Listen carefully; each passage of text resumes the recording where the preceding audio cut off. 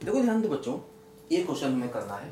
क्या है देखो क्वेश्चन, एफ एक्स एक फंक्शन है, X minus greatest integer minus half X not belongs to integer zero if X belongs to integer.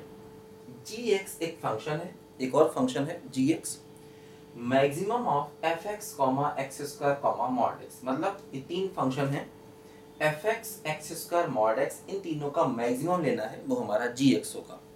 X है -10 से 10, हमको बताना है इंटीग्रेशन -2 से 2 जी एक्स डी एक्स की वैल्यू, है ना। हमको -2 से 2 जी एक्स डी एक्स की वैल्यू फाइंड करनी है।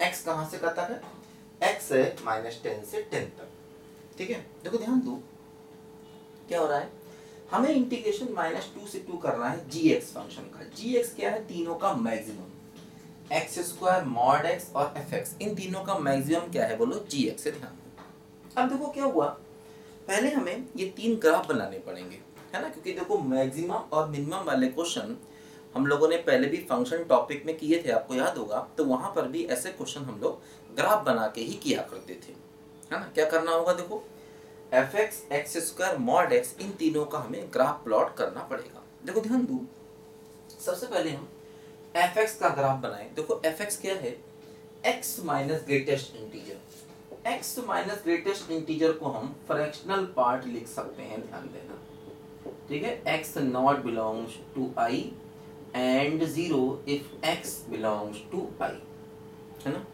एक्स माइनस ग्रेटेस्ट इंटीजर को हम लोग फ्रैक्शनल पार्ट लिख सकते हैं, ठीक है। तो fractional part minus half zero if X belongs to I. देखो ध्यान दो, जैसे क्या होता है, फ्रैक्शनल पार्ट का ग्राफ हम लोग ऐसे बनाते हैं। ये ग्राफ होता है फ्रैक्शनल पार्ट का, 0 1 और 2, देखो ऐसे करके ये ग्राफ हमारा फ्रैक्शनल पार्ट का ग्राफ होता है। ध्यान दो, ऐसे करके ये, ठीक है, ये हमारा फ्रैक्शनल पार्ट का ग्राफ होता है। अब हम फ्रैक्शनल पार्ट माइनस हाफ कर रहे हैं, तो इस ग्राफ को 1/2 डिस्टेंस से नीचे ले आएंगे। तो जब हम इस ग्राफ को 1/2 डिस्टेंस से नीचे ले आएंगे, देखो क्या होगा, है ना, ये ग्राफ यहां से देखो ऐसे करके जाएगा, ऐसे, ठीक है। सारा ग्राफ देखो 1/2 डिस्टेंस से नीचे आएगा, ये ग्राफ कुछ ऐसे करके जाएगा, ध्यान दो यहाँ पर ये, ठीक है, ऐसे, है ना। देखो क्या होगा, जैसे यहाँ पर 0 है ना।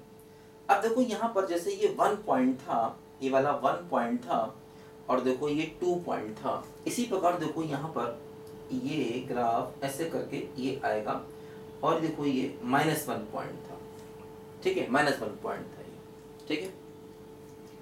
अब देखो क्या होगा, जैसे इंटीजर पर वैल्यू 0 है, फिर से 1 आया, 1 पर इसकी वैल्यू 0 लेनी है, यहाँ पर 0 पर भी देखो इसकी वैल्यू यहाँ पर ये 0 लेनी है, -1 पर भी देखो इसकी वैल्यू यहाँ पर ये 0 लेनी है, और देखो यहाँ पर ये -2 होगा, -2 पर भी इसकी वैल्यू देखो यहाँ पर 0 लेनी है, ध्यान ऐसे, है ना।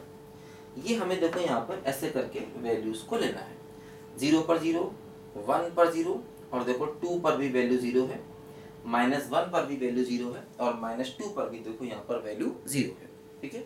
और बाकी जो ग्राफ है वो फ्रैक्शनल पार्ट माइनस हाफ है, मतलब हर एक ग्राफ हाफ डिस्टेंस से देखो नीचे आया। ये वाला पॉइंट 1/2 है, और ये वाला पॉइंट देखो यहाँ पर -1/2 होगा, ध्यान दो, ठीक है।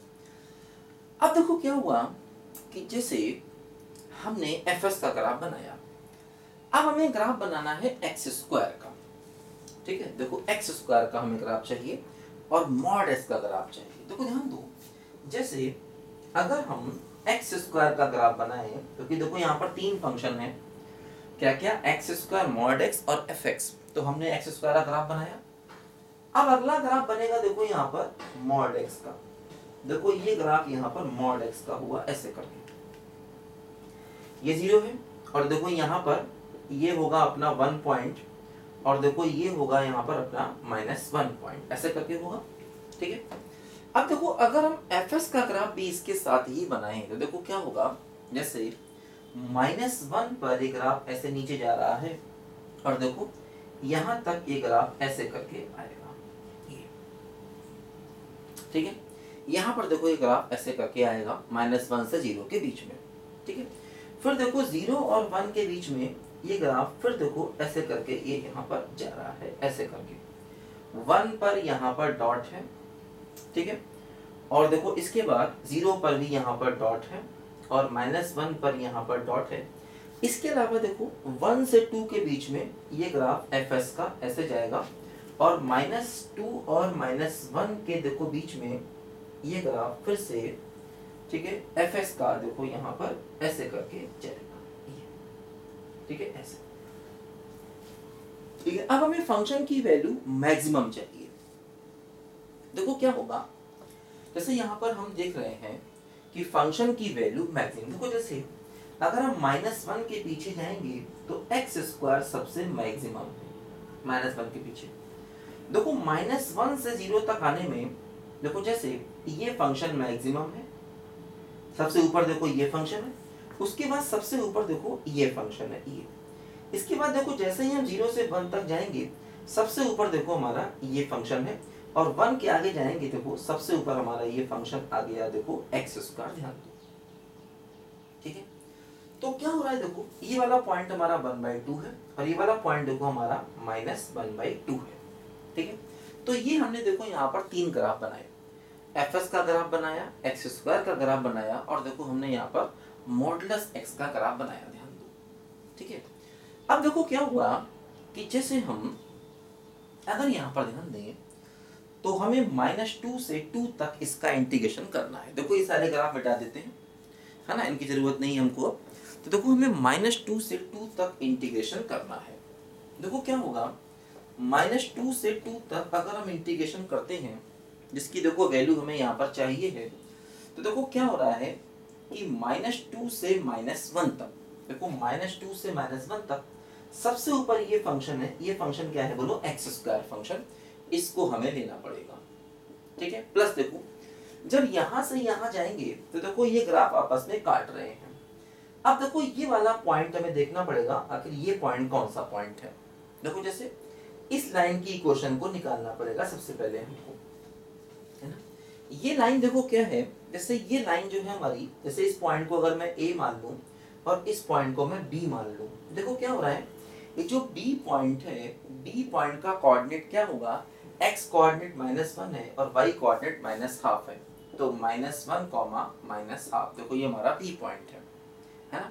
अब देखो A पॉइंट क्या है, x कोऑर्डिनेट इसका 0 है और y कोऑर्डिनेट देखो इसका 1/2 है, ये हमारा A पॉइंट है। तो देखो अगर हम चाहें तो इस AB लाइन की इक्वेशन को निकाल सकते हैं।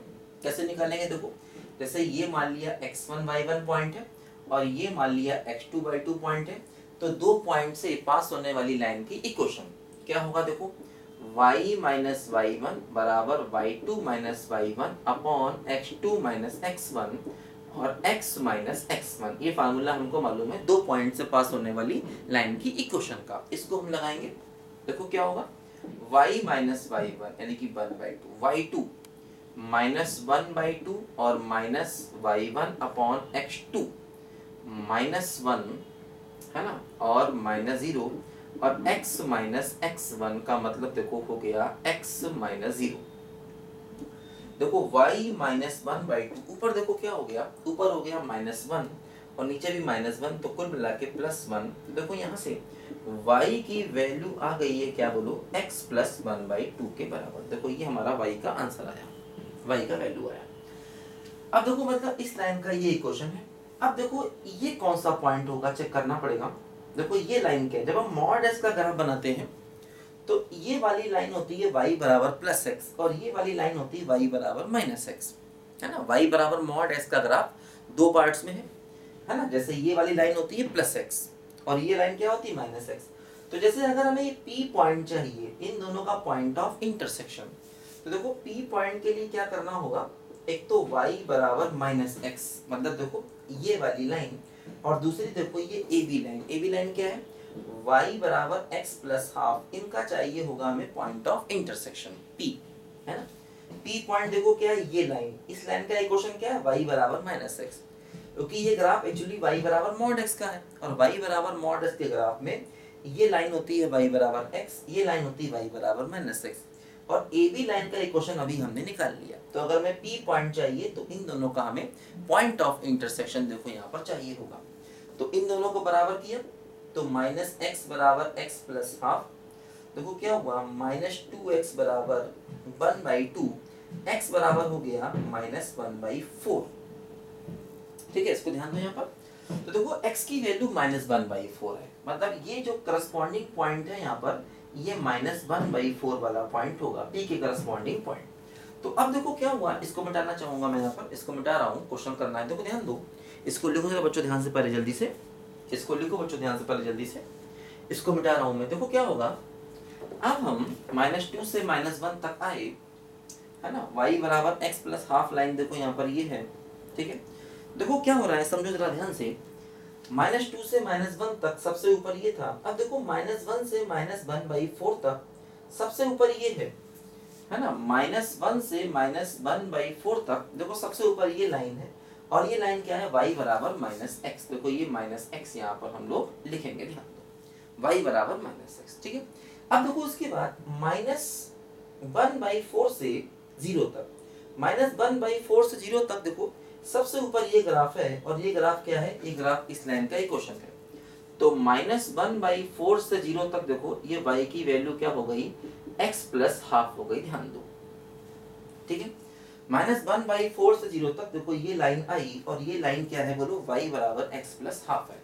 इसके बाद देखो जब हम जाएंगे यहाँ पर देखो 0 से लेकर के 1 तक, देखो 0 से लेकर 1 तक ये लाइन सबसे ऊपर है, और ये लाइन होती है y बराबर x, क्योंकि मैक्सिमम का मतलब जो सबसे बड़ा। तो देखो 0 से लेकर 1 तक ये लाइन हो गई y बराबर x, और इसके बाद देखो 1 से लेकर 2 तक, क्योंकि देखो मैक्सिमम -2 से 2 तक जाना है, 1 से 2 तक देखो सबसे ऊपर क्या है, सबसे ऊपर है y = x² फंक्शन। तो देखो 1 से लेकर 2 तक ये हमारा x² फंक्शन आ गया। ठीक है, तो अब हम इन सबको इंटीग्रेट करके पहले अपर लिमिट रखेंगे, बाद में लोअर लिमिट रखेंगे, तो हमें अपने क्वेश्चन का आंसर मिल जाएगा। इन सबको हम लोग खुद करेंगे आगे, मैंने आपको समझा दिया ऐसे करना है, इसके बाद हम लोग खुद कर पाएंगे, काफी इजी इसके बाद है। बस हमें अलग अलग इंटरवल में देखना है फंक्शन हमारा क्या है। ठीक है, fx लिया, x² लिया, mod x लिया। fx का ग्राफ कैसे बनाना था ये मैंने बताया था आपको, है। अब देखो जैसे क्या होता है, इंटीग्रेशन में एक पॉइंट पर या 2 पॉइंट्स पर वैल्यू बदलने से फर्क नहीं पड़ता। तो जैसे यहाँ पर मान लीजिए 0 पर वैल्यू 0 है, 1 पर वैल्यू 0, इसका कोई फर्क यहाँ इंटीग्रेशन पर नहीं पड़ने वाला, क्योंकि एक या 2 पॉइंट्स पर, मतलब लिमिटेड पॉइंट्स पर इंटीग्रेशन में अगर वैल्यू बदलती है तो इसका फर्क इंटीग्रेशन पे नहीं पड़ता। ये मैंने आपको इंटीग्रेशन के स्टार्टिंग में ये बात समझाई थी डिटेल से। ठीक है, तो लिखो जरा बच्चों इसको ध्यान से, अच्छा क्वेश्चन है, इजी क्वेश्चन है।